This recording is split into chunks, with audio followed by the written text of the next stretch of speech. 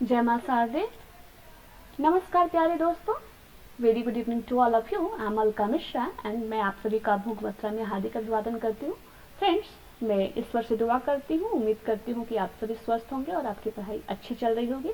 Friends, हम UGC net के लिए पढ़ाई कर रहे थे एंड हम इस कड़ी में आज हम इमाइल दुर्खिम के जो नेक्स्ट कॉन्सेप्ट है उसको देखेंगे। मुझे उम्मीद है कि आपको प्रीवियस कॉन्सेप्ट समझ में आ गई होगी। ये हमने देखा था प्रीवियस वीडियो में और आज भी आ गया, फिर कोई बात नहीं। ये तो हमारी मोटिवेशन के लिए हमेशा एवरग्रीन रहेगा और हम मोटिवेट होते रहेंगे, तो आप इसे ध्यान रखिएगा। हम इमाइल दुर्खिम को देख रहे थे, तो इस कड़ी में हम इनके कॉन्सेप्ट सुसाइड को देखेंगे। फ्रेंड्स, हम तारतम्यता बना के चल रहे हैं, यानी हम एक क्रमबद्धता बना के चल रहे हैं, जो कि एक साइंटिफिक मेथड होता है। हमने देखा था 1893 में the division of labour in society आता है। उसके बाद 1895 में दुर्खिम सोशियोलॉजिकल मेथड बनाते हैं, रूल्स ऑफ सोशियोलॉजिकल मेथड, जिसमें वह बताते हैं कि समाज शास्त्र का अध्ययन कैसे करना चाहिए, उसकी क्या क्या विधि होनी चाहिए। अब जब उनके पास विधि बन जाती है तो वह उस विधि का प्रयोग करके अध्ययन करते हैं। फ्रेंड्स, आप सभी जानते हैं कि सुसाइड जो है एक ऐसी घटना है जो समाज पर व्यापक प्रभाव डालती है, और दुर्खिम के समय भी ऐसा कुछ रहा होगा। दुर्खिम के आने से पहले सुसाइड एक मनोवैज्ञानिक तथ्य था, यह एक मनोवैज्ञानिक तथ्य था। लेकिन जब दुर्खिम आते हैं तो कहते हैं कि नहीं, यह वैज्ञानिक तथ्य नहीं है, यह एक सोशल फैक्ट है।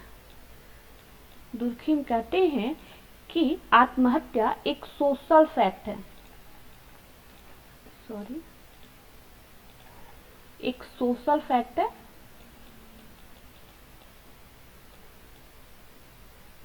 कभी कभी मेरा कर्सर घूम जाता है, इसलिए लिखने में दिक्कत हो जाती है, तो क्षमा करेंगे अगर आपको परेशानी होती है। तो दुर्खिम से पहले इसे मनोवैज्ञानिक तथ्य माना जाता था, और जब दुर्खिम आते हैं तो इसे कहते हैं कि नहीं, यह एक सोशल फैक्ट है, और इसको इन्होंने विभिन्न प्रकार से प्रमाणित किया। वही आज हम देखेंगे कि कैसे इन्होंने प्रमाणित किया। यह पुस्तक आती है, आप इसका डेट याद रख लीजिएगा, 1897।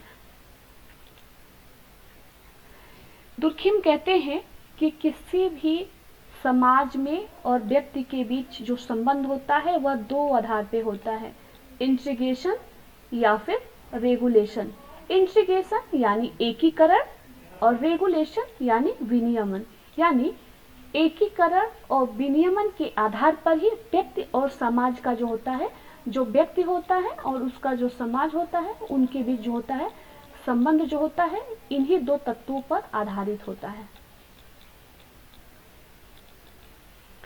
दुर्खिम कहते हैं कि जब व्यक्ति और समाज का जो एकीकरण या फिर विनियमन, एकीकरण और विनियमन कम या अधिक हो जाता है, तो एक ऐसी परिस्थिति निर्मित होती है जिसमें व्यक्ति स्वयं को फिट नहीं कर पाता है, वह अपने जीवन में अचानक आई इन परिस्थितियों को झेल नहीं पाता है, वह इन परिस्थितियों से सामंजस्य नहीं बैठा पाता है, और वह आत्महत्या जैसे कदम उठा लेता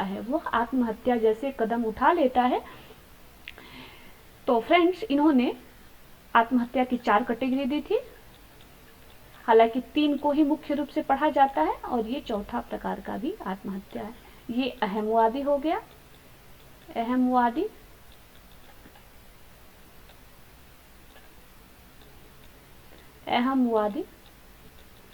एंड नेक्स्ट हो गया परार्थवादी।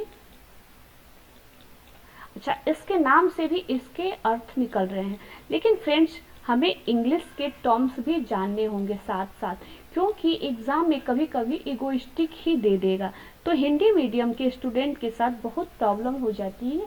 वह हिंदी में तो अहमवादी पढ़ के गए हैं पर इगोइस्टिक नहीं पढ़ के गए हैं, तो उनके लिए थोड़ी सी मुश्किल हो जाती है, तो आपको ये टर्म्स भी साथ साथ देखते चलना होगा। और ये क्या हो गया, प्रतिमानहीनता, प्रतिमानहीनतावादी।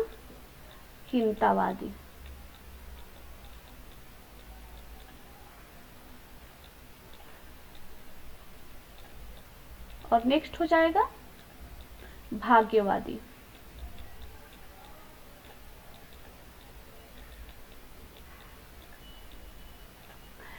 तो कहते हैं दुर्खिम कि जब समाज का और व्यक्ति का इंटीग्रेशन यानी एकीकरण कम हो जाता है तो व्यक्ति अहमवादी आत्महत्या करता है।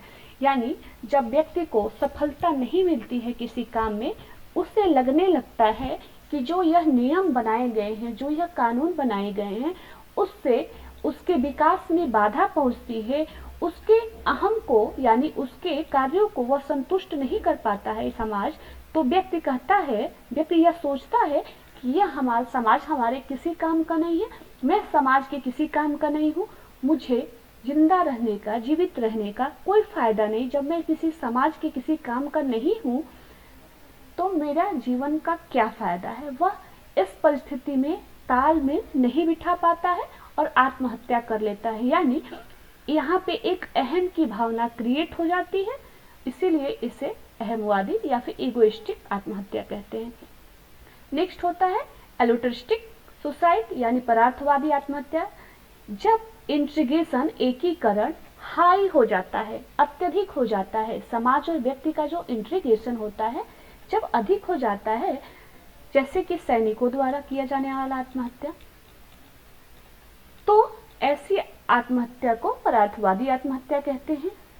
इसी प्रकार से जब व्यक्ति और समाज के बीच विनियमन कम हो जाता है यानी रेगुलेशन कम हो जाता है, लो हो जाता है, तो व्यक्ति जो आत्महत्या करता है उसे प्रतिमानहीनतावादी आत्महत्या कहते हैं। जैसे जब कोई महामारी के समय होता है, जैसे कि अभी कोरोना का पेंडेमिक का टाइम चल रहा है, या फिर कोई फाइनेंशियल क्राइसिस हो जाए, कोई इंडस्ट्रियल क्राइसिस हो जाए, इस तरह की जो आत्महत्याएं होती हैं, जैसे किसानों के द्वारा जब उनको लॉस हो जाता है तो आत्महत्या कर लेते हैं।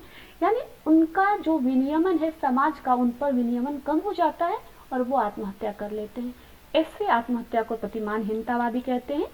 नेक्स्ट है भाग्यवादी आत्महत्या, यानी जब व्यक्ति और समाज का जो नियंत्रण है, व्यक्ति पर जब समाज अत्यधिक नियंत्रण करता है तो वह व्यक्ति भाग्यवादी आत्महत्या करता है।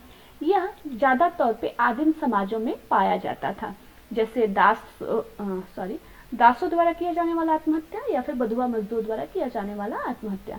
तो इस प्रकार से हम देखते हैं कि इंटीग्रेशन एंड रेगुलेशन के द्वारा समाज जो है व्यक्ति पर नियंत्रण स्थापित करता है, और जब यह नियंत्रण या फिर जो एकीकरण और विनियमन का जो नियंत्रण कम या अधिक होता है, तो ऐसी परिस्थिति में व्यक्ति अचानक से अपने जीवन में हुए परिवर्तन को बर्दाश्त नहीं कर पाता है और वह आत्महत्या जैसे कदम उठा लेता है। फ्रेंड्स, ये जो इगोइस्टिक है, एल्ट्रुइस्टिक है, इसे एक दूसरे के विपरीत माना जाता है, और इसी प्रकार से एनोमिक को और फैटालिस्टिक को एक दूसरे के विपरीत माना जाता है। ये लो है एंड एल्ट्रुइस्टिक हाई होता है, और इसी प्रकार से यहाँ भी लो है एंड ये हाई होता है। ये आप चार्ट, ये फिगर बना लीजिएगा, ये आपके काम आएगी। कई बार हम जब चीज़ों को विजुअलाइज करते हैं, महसूस करते हैं जब इमेजिनेशन के द्वारा, तो वो हमें याद रखती है। फ्रेंड्स, देखिएगा कि कैसे जब हम कोई मूवी देखते हैं तो उसकी कहानी, स्टोरी कितनी आसानी से याद रहती है, और जब हम कोई बुक पढ़ रहे होते हैं तो हमें चीज़ें उस प्रकार से कहीं ना कहीं मिस हो जाती हैं। क्यों मिस हो जाती है? क्योंकि हम उसे कल्पना में नहीं उतारे होते हैं। अगर हम उसको विजुअलाइज कर लेते हैं, कल्पना में उतार लेते हैं, तो वो हमारे साथ मतलब मनोरंजक रूप से हमारे साथ जुड़ते हैं। जब चीज़ें मनोरंजक रूप से हमारे साथ जुड़ती हैं तो वो अस्थायी तौर पे अपना निवास हमारे मस्तिष्क में बना लेती हैं। तो मुझे उम्मीद है कि यह जो छवि है आपके मस्तिष्क में अस्थायी निवास बनाएगा। फ्रेंड्स, दुर्खिम ने सुसाइड को विभिन्न प्रकार से उन्होंने प्रमाणित किया, जैसे कि संख्या के आधार पर, कि प्रत्येक वर्ष एक समान आत्महत्या होती है। दुर्खिम का कहना था कि यदि आत्महत्या यानी सुसाइड यदि मनोवैज्ञानिक तथ्य है, तो हर साल एक ही बराबर आत्महत्या क्यों होती है? हर साल बराबर आत्महत्या क्यों होती है? संख्या लगभग समान क्यों होती है?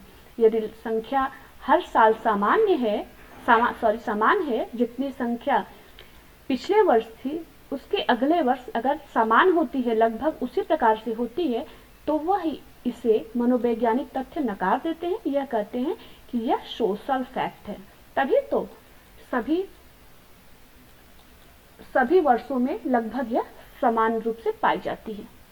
दूसरा ये आधार बताते हैं आवास के आधार पर। ये कहते हैं कि जो शहर में लोग होते हैं उनमें इंट्रीगेशन कम पाया जाता है, और जो गांव के लोग होते हैं उनकी तुलना में उनमें इंट्रीगेशन ठीक सामान्य तौर पे पाया जाता है। इसलिए शहर के लोगों में आत्महत्या की दर अधिक होती है और गांव में आत्महत्या की दर कम होती है। इसी प्रकार से यह लिंग के आधार पर बताते हैं, लिंग के आधार पर कि महिलाओं में जो होती है आत्महत्या की दर कम पाई जाती है और पुरुषों में अधिक पाई जाती है, क्योंकि किसी जो अचानक जो परिस्थिति होती है उससे सामंजस्य बिठाने की क्षमता महिलाओं में ज्यादा होती है और पुरुषों में कम होती है। इसलिए महिलाओं में आत्महत्या कम पाई जाती है और पुरुषों में अधिक पाई जाती है। इसका उन्होंने एक और आधार दिया था कि बाहर जो है काम करने पुरुष ज्यादा जाते थे उस टाइम पे, तो इसके कारण उन पर आर्थिक दबाव और जो सामाजिक नियंत्रण और विनियमन का प्रभाव उन पर ज्यादा पड़ता था, इसलिए वो अधिक आत्महत्या करते थे। और महिलाएं चूंकि घरेलू कामकाज में ध्यान रखती थी, इसलिए इनमें कम प्रभाव पड़ता था। अगला आधार वह देते हैं मौसम के आधार पे। वह कहते हैं कि मौसम का भी मनुष्य पर प्रभाव पड़ता है। किसी मौसम खास में आत्महत्या की दर अधिक पाई जाती है और कभी किसी मौसम, जब मौसम एक्सट्रीम लेवल पे होता है, यानी अगर गर्मी बहुत अधिक पड़ती है तो ऐसी परिस्थिति में भी व्यक्ति आत्महत्या कर लेता है, या फिर ठंड भी बहुत अधिक पड़ती है तो व्यक्ति आत्महत्या कर लेता है। तो इसी प्रकार से इन्होंने विवाह के आधार पे दिया था कि जो विवाहित लोग होते हैं उनमें जो होता है, जो विवाहित होते हैं उनमें जो होता है आत्महत्या की दर कम होती है, और जो अविवाहित होते हैं उनमें आत्महत्या की दर अधिक होती है, क्योंकि अब विवाहित है, इनकी कुछ रिस्पॉन्सिबिलिटीज है, इनका एकीकरण बढ़ गया है, इन पर विनियमन थोड़ा सा ठीक है, न कम है न अधिक है। जब अधिक होता है विनियमन तो विवाहित भी आत्महत्या करते हैं, लेकिन अगर सामान्य है, सामान्य परिस्थिति में, तो विवाहित व्यक्ति कम आत्महत्या करता है और अविवाहित व्यक्ति अधिक आत्महत्या करता है। इसी प्रकार से इन्होंने सैनिक समाज और सामान्य जो नागरिक होते हैं, नागरिक समाज के आधार पर भी इन्होंने कहा था, जो सैनिक होते हैं वो आत्महत्या अधिक करते हैं और जो नागरिक होते हैं वो आत्महत्या कम करते हैं। सॉरी, ये ग है, इसे ग पढ़िएगा। नागरिकों में आत्महत्या कम पाई जाती है। तो फ्रेंड्स, इन्होंने इतने प्रमाण दिए हैं। इसी प्रकार से इन्होंने एक और प्रमाण दिया है धर्म के आधार पर कि रिलीजियस फेथ और सुसाइड रेट में भी संबंध होता है। देखिए, लेवल ऑफ इकोनॉमिक डेवलपमेंट यानी आर्थिक विकास की दर, जो स्तर है वो सामान्य है प्रोटेस्टेंट धर्म में भी और कैथोलिक धर्म में भी, दोनों में उच्च है। लेकिन प्रोटेस्टेंट जो रिलीजियस फेथ है उसमें सुसाइड रेट अधिक है, लेकिन कैथोलिक में कम है।